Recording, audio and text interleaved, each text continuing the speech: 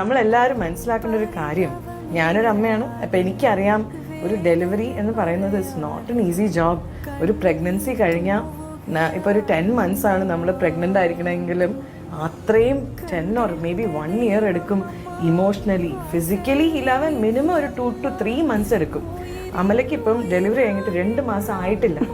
1 മാസം കഴിയുമ്പോൾ തന്നെ അമലയുടെ ഡെഡിക്കേഷനാണ് ഞാനിവിടെ കാണുന്നത്.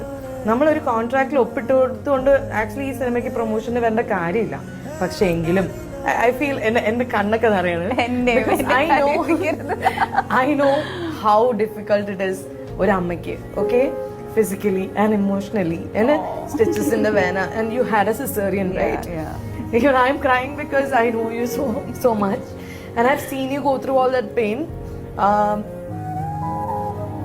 I'm sorry. എനിക്കും കൂടെ വേണ്ടി പേളി കരഞ്ഞു.